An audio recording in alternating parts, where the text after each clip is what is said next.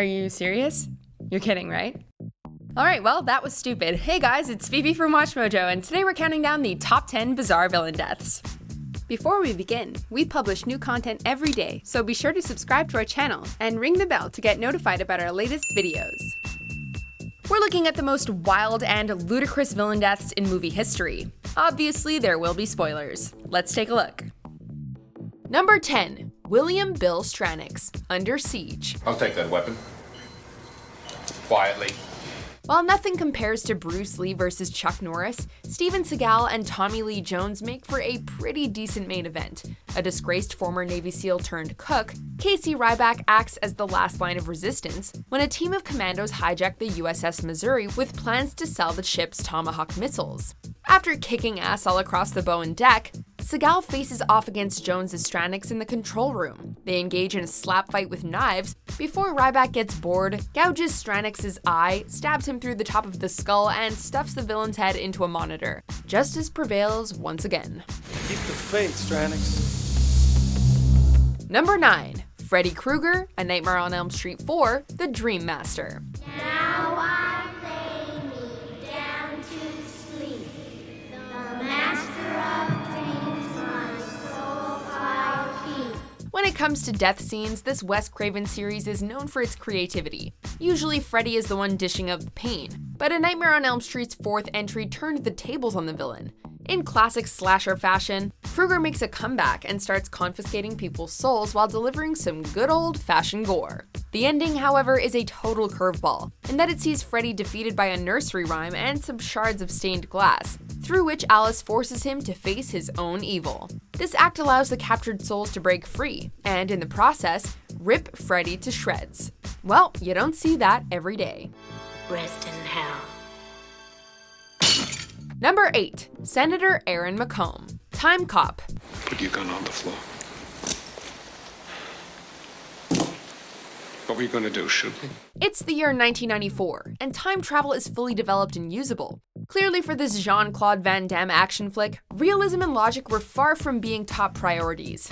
Time Cop sees Max Walker traveling through history to try and stop Senator Aaron McComb from becoming the President of the United States. Time travel is a relatively straightforward process, with the only rule being that the same matter cannot occupy the same space. With the older McComb planning to take out Walker and his wife in an explosion, Van Damme pushes the younger version into the senator, who promptly turns into CGI liquid and disappears from history.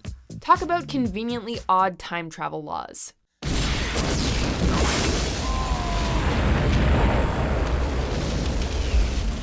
Number 7.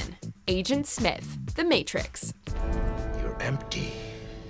So are you. As an agent of the system, Smith practically serves as an antivirus for the Matrix. Putting aside the complicated sequels, Keanu Reeves' Neo spends the majority of the original Matrix trying to come to terms with his status as the One, while Hugo Weaving jumps from body to body in an attempt to stop him. Even if Neo defeats Smith, as long as he's still connected to the Matrix, the agent can just respawn in another host. Fueled by the power of love, Neo finally attains mastery over the Matrix and uses this new ability to dive into Smith and destroy him from the inside out. Real or not, that must have seriously hurt.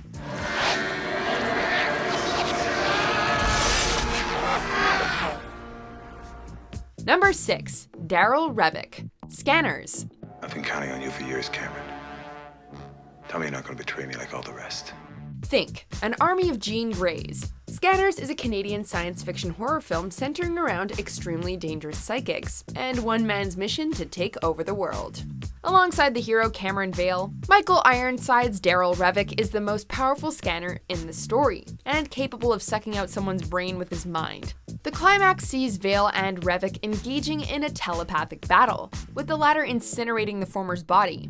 In a last-ditch effort for survival, Vale transfers his consciousness into Revok's body and takes charge. What happened to Revok? That is a good question. Number 5.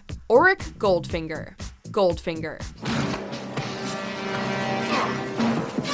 Even in a film that sees a woman die by being coated in gold paint, the villain's death is still somehow the weirdest. Going up against Goldfinger and Oddjob, Sean Connery's James Bond attempts to foil Goldfinger's plan to contaminate Fort Knox's gold reserves. Bond proves successful, prompting a vengeful Goldfinger to hijack the agent's airborne plane, leading to a cabin window accidentally being shot and the plane decompressing. With Bond holding on for dear life, a bewildered Goldfinger is sucked out of the window. It's certainly an odd way to go, but with age, the special effects involved have made this death scene almost comedic.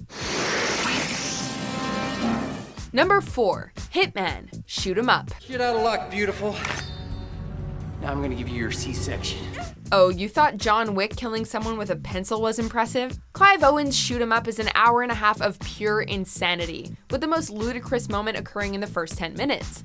Owen Smith is a drifter with a heart of gold who ends up saving a pregnant woman from the clutches of a villainous hitman. Facing off against the gun-happy attacker, Smith sticks a carrot in the dude's mouth and punches the produce right through the offender's skull. Who said vegetables were good for you? Eat your vegetables.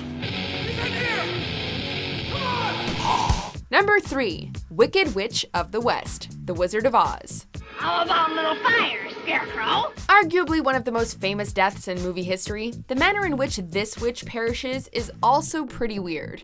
Aided by an army of monkeys, the Wicked Witch of the West is a genuinely terrifying villain, one capable of eliciting fear across the magical land of Oz. Desperate to return to Kansas, Dorothy must first best the Wicked Witch, an act accomplished by throwing a bucket of water on the villain, which causes the witch to melt. This might be a reference to history, as potential witches were thrown into a river to see if they float. Regardless, it's an oddly simple Achilles heel for such a powerful villain. Who thought a good little girl like you could destroy my beautiful wickedness? Number 2. Dr. Kananga, Live and Let Die.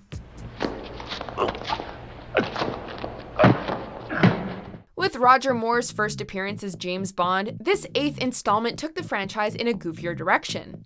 Live and Let Die sees the MI6 spy try to foil Dr. Kananga's plan to produce and distribute heroin. Along the way, Bond uses tarot cards to seduce Solitaire, escapes certain death by jumping along the backs of alligators, and stops a voodoo sacrifice. Annoyed by Moore's constant interferences, Kananga tries to feed the agent and Solitaire to sharks, but Bond escapes and stuffs a compressed gas pellet into the doctor's mouth, causing the villain to explode. It might be a live-action film, but that movie is straight out of a cartoon.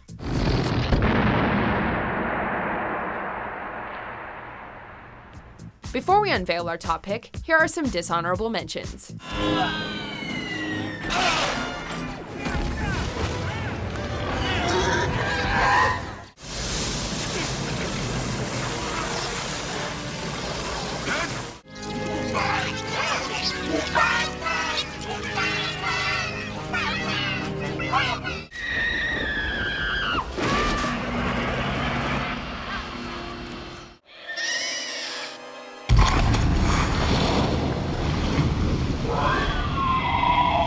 Number 1.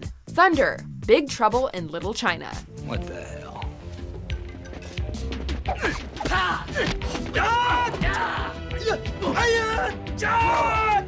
Ever felt so angry that you might explode?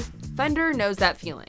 John Carpenter's Big Trouble in Little China is a hilariously over-the-top action comedy starring Kurt Russell as Jack Burton, a truck driver who gets entangled in a centuries-old conspiracy involving curses and wizards. The final battle sees Jack use his rad knife-throwing skills to take out the big bad, David Lopan, causing Thunder, his henchman, to self-destruct out of frustration. The hero had absolutely nothing to do with it. Thunder just inflates into the shape of a basketball and pops all on his own.